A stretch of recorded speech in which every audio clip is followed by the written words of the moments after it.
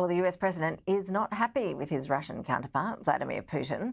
Donald Trump is considering additional sanctions on Moscow after becoming increasingly frustrated over the rising death toll in the Ukraine war. He believes Russia's leader has shown a lack of willingness to engage in ceasefire talks. I'm not happy with Putin. I can tell you that much right now, because he's killing a lot of people. And a lot of them are his soldiers. We get a lot of thrown at us by Putin for you want to know the truth. He's very nice all the time, but it turns out to be meaningless. Do you want to sanction him? Lindsey Graham has a sanctions bill on Russia. Do you want him to move I'm looking at it, yeah. Joining us for more on this is Dr. Matthew Sussex, Visiting Fellow at the Australia National University's Strategic and Defence Studies Centre. Matt, good to see you. It sounds like Donald Trump is running out of patience with Vladimir Putin.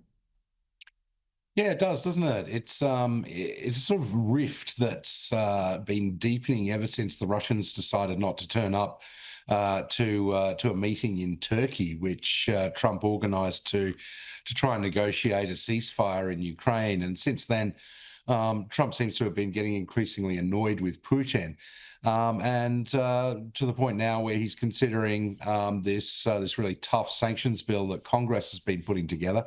That would, amongst other things, put very, very heavy tariffs on countries that traded with Russia, particularly in the oil sector. So, for instance, India could face a 500% tariff if they went through. So this is certainly, tough talk from Donald Trump, and we'll have to see if in fact it bears fruit. And is this good news then for Ukraine? As we know, Ukraine's had a bit of a roller coaster in terms of its relationship with Donald Trump and the willingness of the Trump administration to provide support to that country.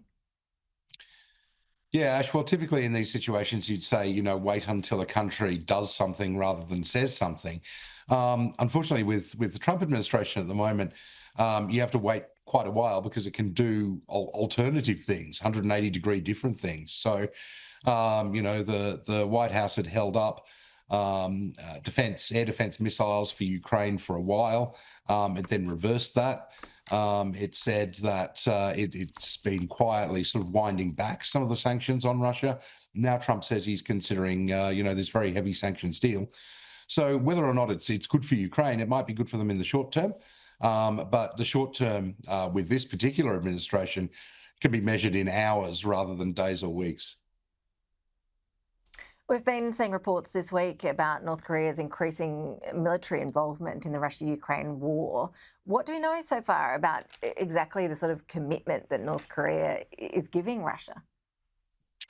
Yeah, well, the number that's been bandied around is 30,000 troops, and that's really a considerable number, especially given the first tranche of North Koreans that went to Russia were estimated about 8 to 10,000. So this is 3 times as many.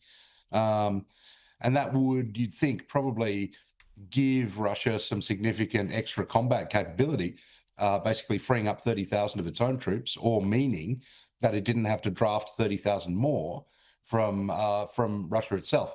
So this is quite a considerable escalation, and like another demonstration that we often say Russia doesn't have allies, but it does in fact have allies, and some of those allies, regrettably, are in our region. I wanted to ask you about another story that was making headlines a little earlier this week. It involved a minister from Putin's government. He was dumped from his job only to be found dead with a gunshot wound later that same day. Should we be sceptical, do you think, of this being described as a suicide?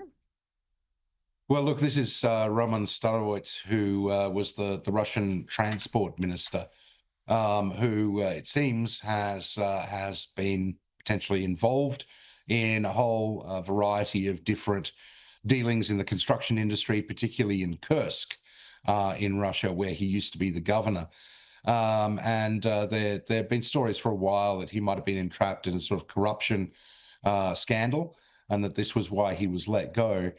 The fact that he was found dead, with a gunshot wound just hours after being dismissed is another one of those things that gives you a little bit of pause.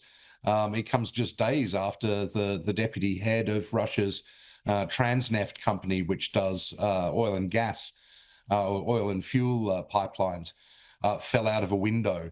And that marks, I think it's up to about 15 Russian senior executives or political figures who have died in somewhat questionable circumstances since the war in Ukraine began.